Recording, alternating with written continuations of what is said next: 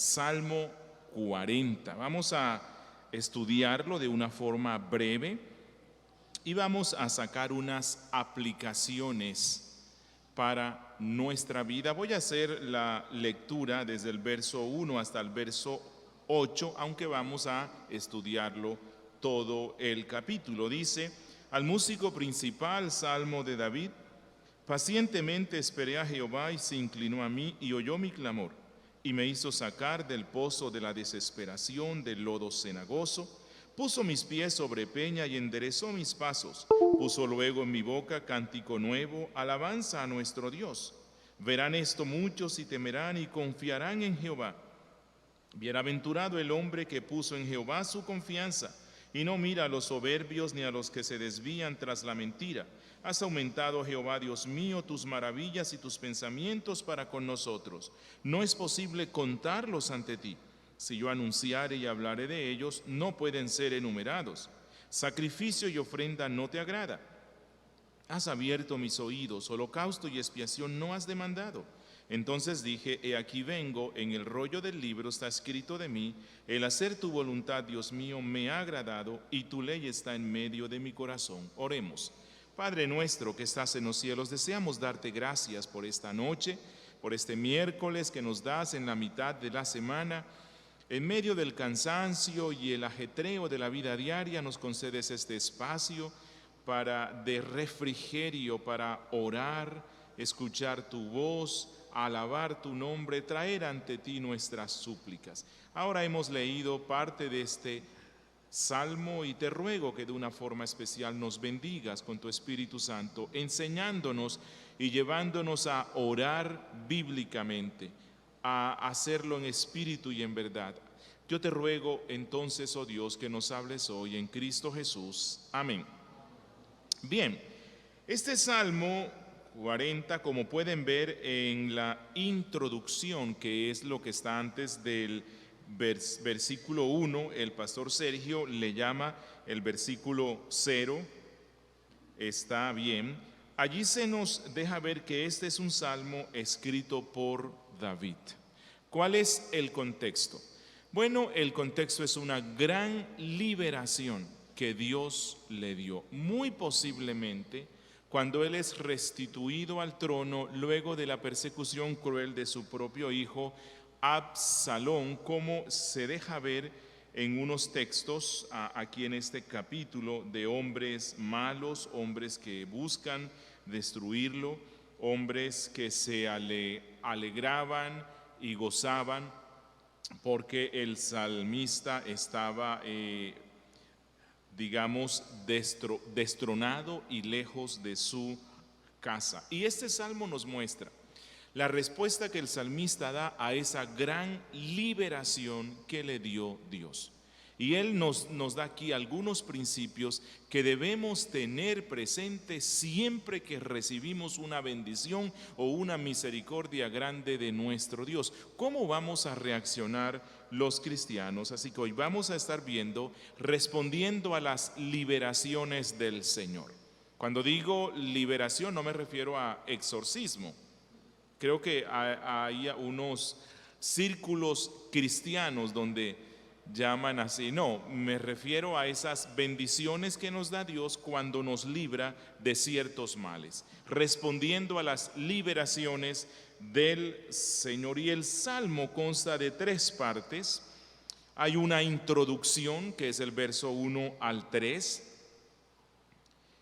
Luego, del verso 4 al verso 10, hay una alabanza a Dios y promesa de obediencia en respuesta a esa liberación. Y luego, en los versos 11 al 17, hay una oración o clamor que el salmista presenta ante Dios en respuesta de esta liberación. Así que empecemos con los versos 1 al 3. La introducción. ¿Cuál es la introducción o contextualización? Dice en el versículo 1: pacientemente esperé a Jehová y se inclinó a mí y oyó mi clamor. Literalmente en el hebreo el salmista dice: esperando esperé. O sea que él está enfatizando la espera que él tuvo. Él le suplicó a Dios que le diera la liberación y él esperando esperó y la respuesta vino. Si se dan cuenta, en los salmos que ya hemos visto y en otros que vendrán, el salmista enfatiza mucho este deber cristiano, que es ¿cuál? Esperar. Bueno, y esa es una de las cosas que más cuestan, ¿no? Esperar. Esperar. Y él va a insistirnos una y otra vez: esperemos en ese momento en el cual el agrado de nuestro Dios se manifiesta dándonos la liberación que le suplicamos. Dice en el verso que Dios se inclinó a él, literalmente. Bueno, eso es un antropomorfismo. Antropomorfismo es que hay unas formas de describir ciertas acciones o cosas en Dios desde una perspectiva humana, como si Él fuera hombre. No que Él sea eso, pero es una forma que el escritor bíblico usa para que nosotros entendamos. Y cuando Él dice que Dios se inclinó, es como que Dios bajara el rostro y como que Dios se humillara digamos, a escuchar. O sea, como que Dios quiere escuchar más de cerca lo que este hijo suyo dice. Versículo 2: y me hizo sacar del pozo de la desesperación, del lodo cenagoso, puso mis pies sobre peña y enderezó mis pasos. Literalmente él dice: esperé en Dios y Él me sacó de un pozo horrible, de un pozo terrible, literalmente de un pozo de tumulto, de un pozo de alboroto, de un pozo de destrucción, de un pozo de miseria, de un pozo fangoso, de un pozo lleno, o sea, ya no tenía agua limpia, sino que ya lo que le quedaba era un fango profundo, y entonces así se sentía él, así como nosotros. Cuando nos dan una noticia sobre una enfermedad catastrófica o una enfermedad mortal o difícil, o cuando se nos muere alguien a quien quiere uno, o la empresa dice te quedaste sin empleo, o bueno, en fin, uno siente que está en un pozo que no podrá salir nunca de allí. Pero el salmista dice que Dios lo escuchó aunque él estaba en ese pozo profundo. Dios inclinó su oído, se recostó, por decirlo así, en el pozo, en la boca, escuchó el clamor del salmista, y el salmista dice: afirmó mis pasos.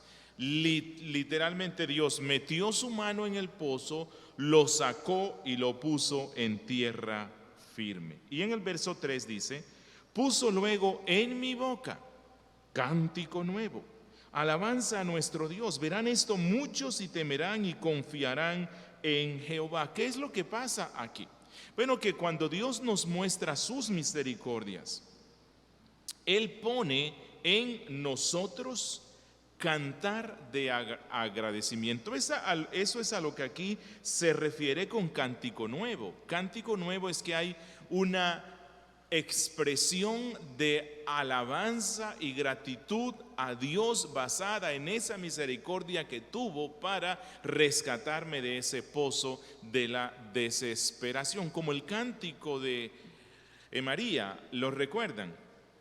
Ellos acaban de pasar por ese pozo de la desesperación, de enfrentarse con el Mar Rojo y el ejército egipcio, y entonces Dios da esa gran liberación, y cuando ellos pasan, entonces María y su hermano cantan un cántico nuevo. Cántico nuevo es esa respuesta que nuestra alma da a esas misericordias particulares, que las misericordias son la causa y la alabanza es la consecuencia, que Dios nos da sus misericordias para que le alabemos.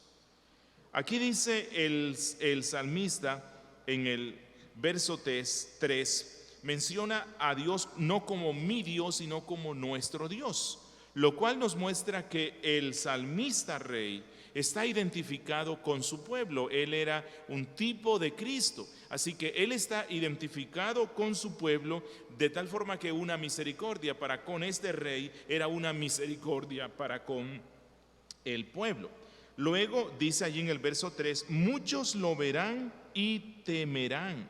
Y es posible que aquí se refiera a lo que pasó con Absalón, que este hombre muere por el juicio de Dios, y después es posible que aquellos hombres que lo acompañaron hayan sido pasados por la pena de muerte. Así que el salmista dice, bueno, muchos van a ver la liberación que me dio Dios al rescatarme de estos hombres malos y cómo Dios los castiga para que todos teman. Y si temen, entonces confiarán en Dios. Así que las liberaciones que les dio Dios, Él las comparte para que el pueblo confíe. Esa es la importancia de contar esas bendiciones tan grandes que nos da Dios, que de tanto en tanto vamos a compartir con aquellos hermanos cercanos y amigos esas grandes misericordias que ha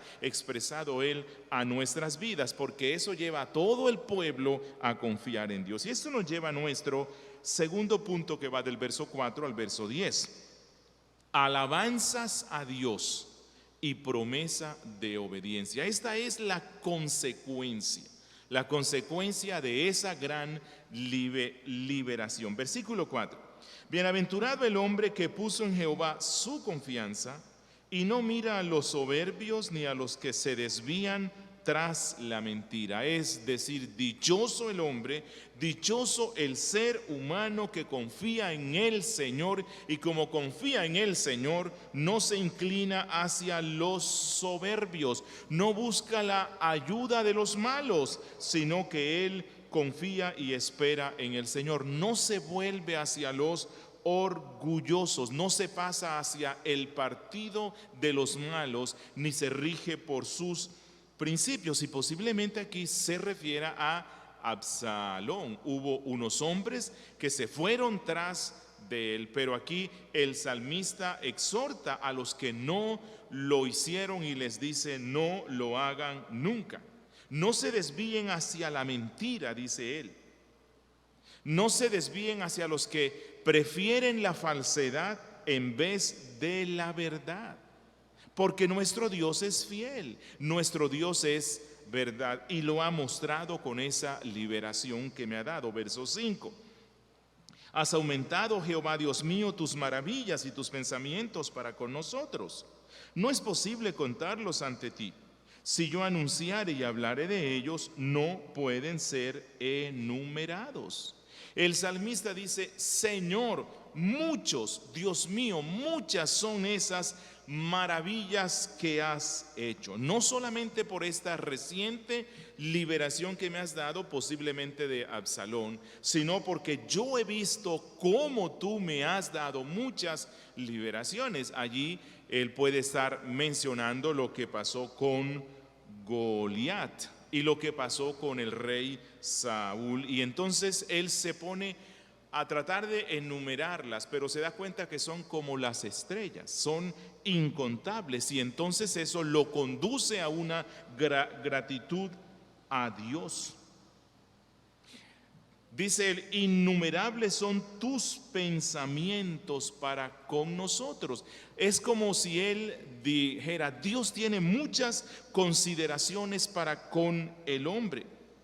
Dios tiene muchas consideraciones para cuidar providencialmente a los suyos, y entonces esto me lleva a explotar pletórico de gozo y alabanzas a ese Dios. Son tan numerosos que es imposible calcularlos. Recordemos que la Biblia dice que las misericordias de nuestro Dios son nuevas cada día.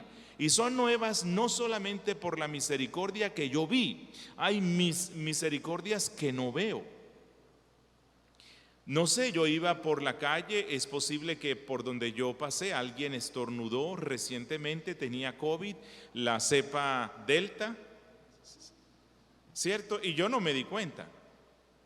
Pero de una forma especial, Dios en su misericordia hizo que no me contagiara.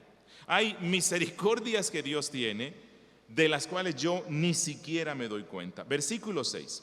Sacrificio y ofrenda no te agrada. Has abierto mis oídos. Holocausto y expiación no has demandado. Sacrificio y ofrenda se refiere aquí la ofrenda vegetal o de animales que la ley de Moisés estableció. Y el salmista dice, bueno, Señor, estoy tan agradecido. ¿Quieres que te sacrifique miles de holocaustos, de animales y que te traiga ofrenda? Y el salmista, que ya tiene una teología muy exacta, él dice, no, yo sé que Dios no quiere esto. Dios lo que realmente desea es la obediencia. O sea que mi mejor forma de alabar y agradecer a Dios por esas grandes misericordias que Él tiene para conmigo es obedecerlo. Samuel ya había dicho esto. Miren en 1 Samuel 15:22. Ciertamente, dice él, el obedecer es mejor que los sacrificios, el prestar atención que la grosura de los carneros. Y David aún va más allá y él dice que lo que Dios demanda es un espíritu de obediencia. Ese es el mejor sacrificio que se le puede dar, que los sacrificios y expiaciones y ofrendas que la ley de Moisés estableció. Y recuerden que esto fue dicho bajo esa ley.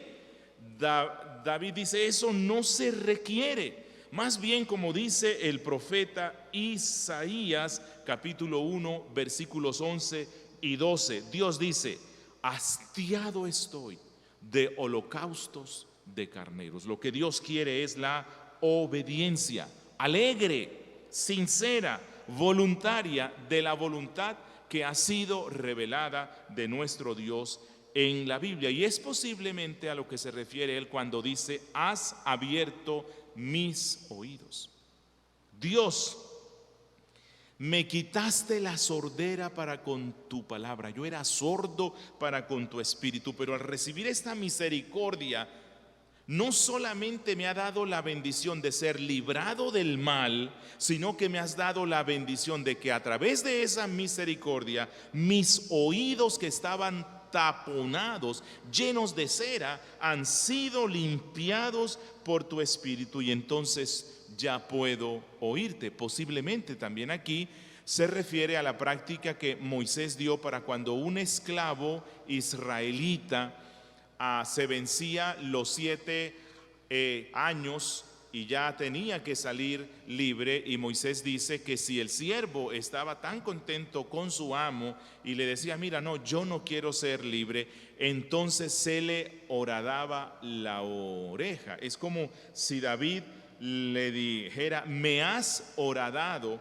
porque yo reconozco que soy tu siervo y tus misericordias cada vez me hacen ser más y más un siervo tuyo, porque tú eres un amo bueno, tú eres un amo misericordioso. Versículo 7.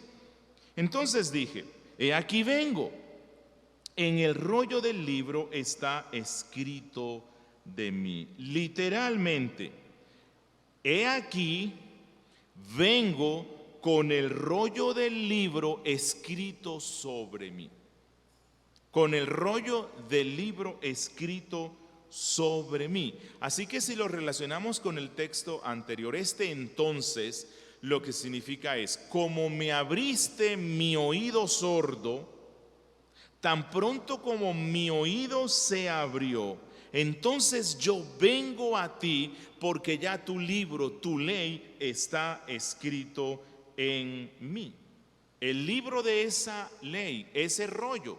Recuerden que antes los libros eran rollos de pergamino, ¿verdad? Así que todo lo que está en esa ley está escrito en mí y por lo tanto estoy dispuesto a obedecerlo. Ya no es una letra escrita en tablas, ya es esa letra del Espíritu escrita en el Espíritu. Verso 8: el hacer tu voluntad, Dios mío, me ha agradado y tu ley está en medio de mi corazón. Que la obediencia del siervo fiel en respuesta a las misericordias de nuestro Dios es una obediencia verdadera y aceptable. Es alegre, no es como el esclavo, es del corazón.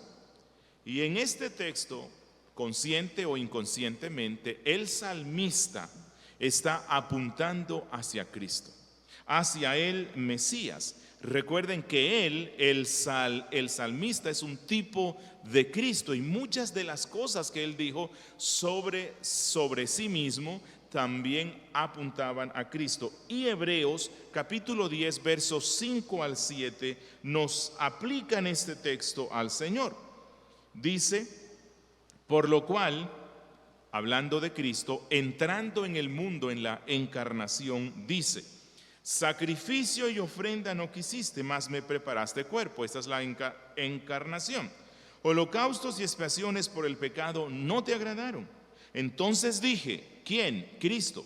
Pero antes lo había dicho el tipo de Cristo: he aquí que vengo, oh Dios, para hacer tu voluntad, como en el rollo del libro está escrito de mí. Y Cristo, precisamente, quien es el siervo perfecto, el siervo fiel, él se gozó de manera completa y perfecta en hacer la voluntad de Dios. Cristo cumplió perfectamente la ley de Moisés, desde la A hasta la Z, y cumplió las instrucciones que el Padre le dio en el consejo de redención. Y el Padre muchas veces le manifestó a su Hijo: estoy complacido en ti, este es mi Hijo en quien encuentro complacencia. ¿Por qué? Porque Él cumplía su voluntad. Versículo 9: he anunciado justicia en grande congregación, he aquí no refrené mis labios. Jehová, tú lo sabes. Bueno, él no predicaba en el sentido como yo lo estoy haciendo hoy, porque los que tenían el oficio de predicar eran los profetas, sacerdotes, levitas, pero el rey aprovechó su posición como rey para anunciarle al pueblo la justicia de nuestro Dios y cómo él lo libró de sus enemigos. Dice él: he aquí no he refrenado mis labios. Y la forma como él lo escribe da a entender: ni los refrenaré nunca. Oh Dios, continuaré glorificándote en público por esas grandes misericordias y alabaré tu nombre mientras viva, porque tus misericordias me acompañarán mientras vivas. Dice el salmista: oh Señor, tú lo sabes.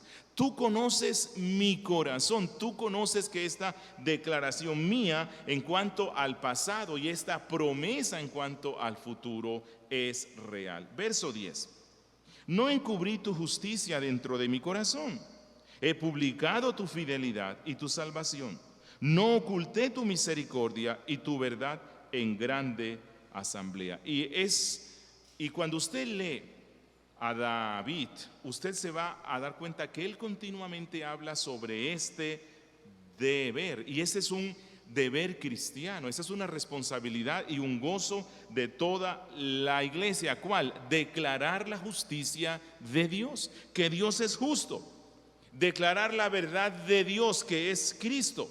¿Dónde? Dice: en grande asamblea, delante de su pueblo, delante de los hombres. Y así vamos a ir al último punto, versos 11 al 17, oración a Dios. Y esta es una oración en respuesta a esa misericordia. Verso 11: Jehová, no retengas de mí tus misericordias, tu misericordia y tu verdad me guarden siempre. Aquí empieza la parte suplicante del Salmo. Así que es bueno empezar nuestros ruegos con acciones de gracias, como luego nos va a instruir Pablo. ¿Cuáles son los ruegos que hace él? ¿Cuál es el contenido de estas peticiones. Primero, David suplica a Dios. Esta es la forma. ¿Cómo nos vamos a acercar a ese Dios misericordioso? Suplicando. ¿Qué suplicaba él? Bueno, su bondad. Suplicamos a nuestro Dios porque Él es un Dios bondadoso. Y le decía: Dios, no me niegues tus misericordias. Literalmente, no me niegues tus tiernas misericordias que tú prodigas abundantemente y libremente.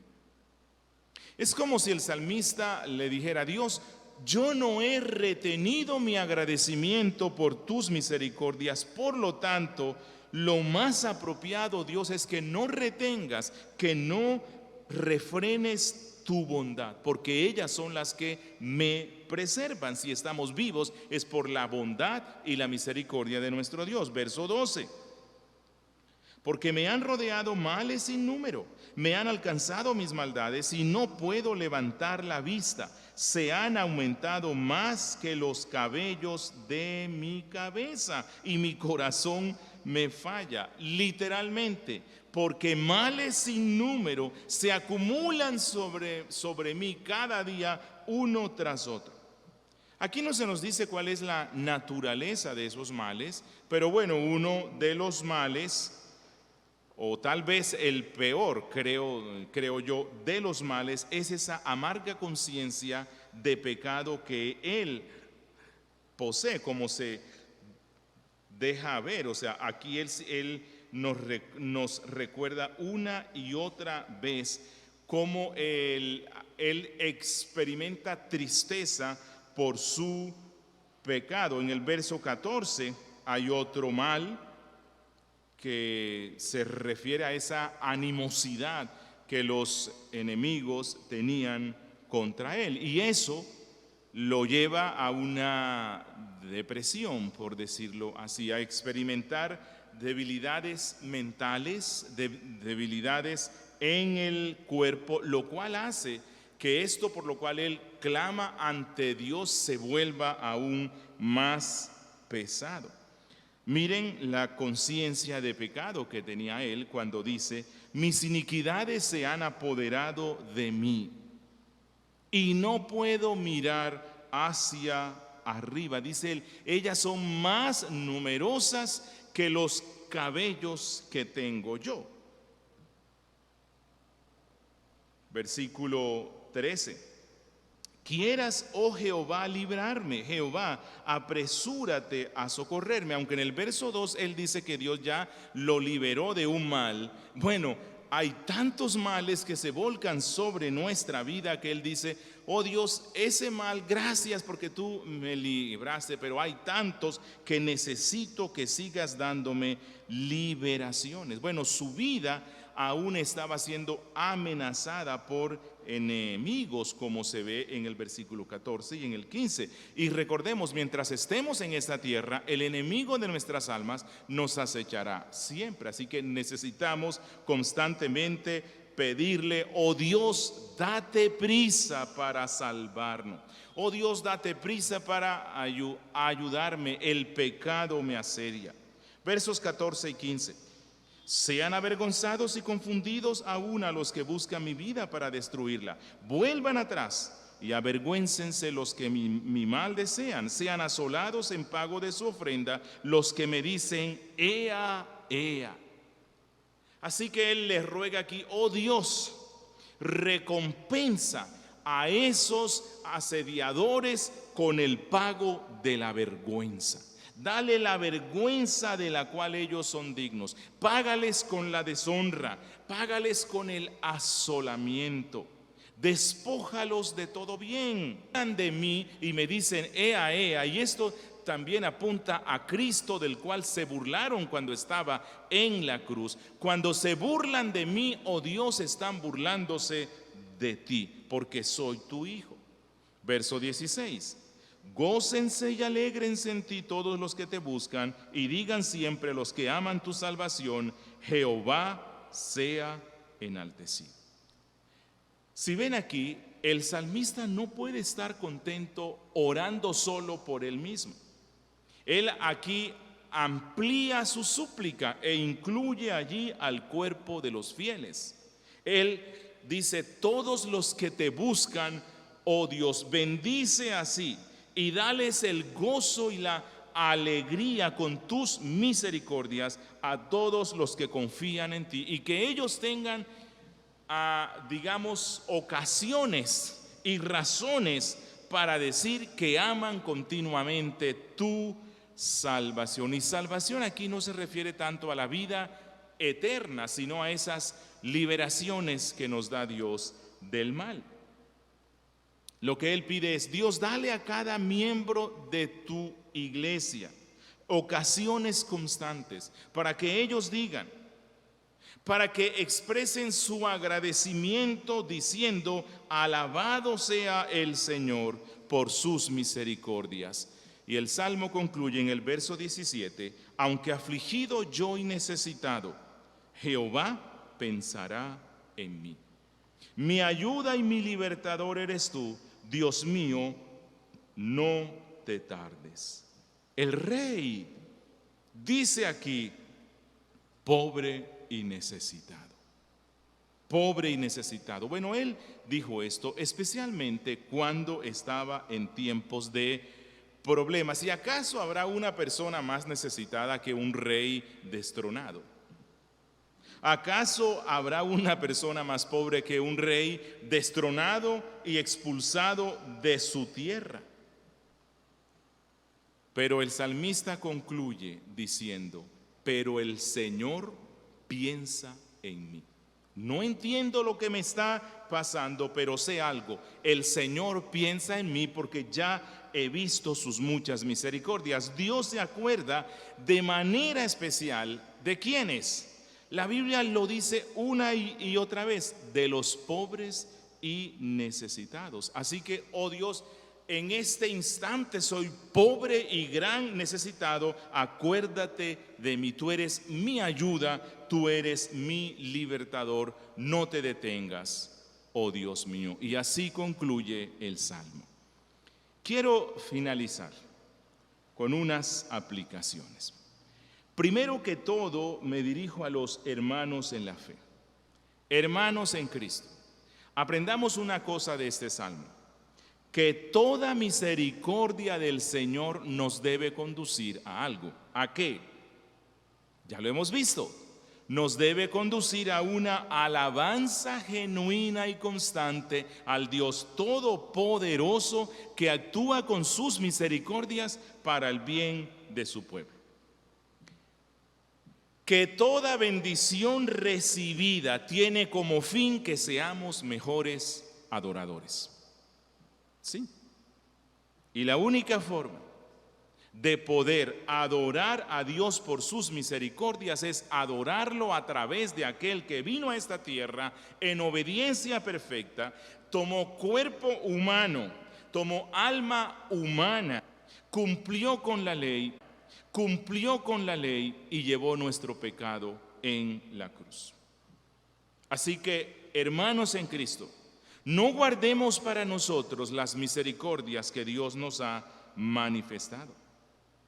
Que sea nuestro gozo y deleite constante hablar de esas misericordias a otros, especialmente con su pueblo. Que convirtamos eso en motivos de un cántico nuevo. Usted no logra imaginarse de cuánto consuelo, de cuánta fortaleza, de cuánta bendición, de cuánto ánimo es cuando usted comparte esas misericordias que Dios tuvo. Usted habla de esas misericordias que Dios ha manifestado para con usted, y usted lo comparte con otros hermanos. Y usted no sabe todo el poder que el Espíritu Santo puede dar en eso que usted está diciendo para consolar y confortar a un hermano. Recordemos esto. El salmista ya nos lo mostró. Toda alabanza verdadera conduce a la obediencia. Primero él dice cuál es esa liberación que le dio Dios, luego responde en alabanza, y luego él dice: oh Dios, por esa misericordia te alabo y entonces te obedezco. La verdadera alabanza conduce a la obediencia. Y no me refiero tanto a esas canciones de regocijo y de alegría que se entonan en algunos servicios donde la gente está feliz y brinca y palmea y hace cosas tal vez inspirados por la música alegre o el ritmo que les acompaña, pero luego salen del culto y obediencia a la santa ley de nuestro Dios no hay, ni siquiera la leen bien. Sino que aquí me refiero a esa alabanza diaria que brota de los corazones agradecidos a Dios porque actuó con su grande misericordia. Mis hermanos, concluyo diciéndoles, la verdadera alabanza que es resultado de las misericordias que Dios tiene, siempre conduce a la obediencia gozosa. De lo contrario, no fue real alabanza. Que Dios nos bendiga. Oremos. Padre nuestro que estás en los cielos, bendito Dios, gracias por esta palabra que nos has dado hoy. Gracias porque tú nos enseñas a orar y a vivir nuestra vida cristiana en completa obediencia a ti. Gracias por estos salmos. Bendícenos, aplica esta palabra a nuestras vidas, te lo rogamos. En Cristo Jesús. Amén.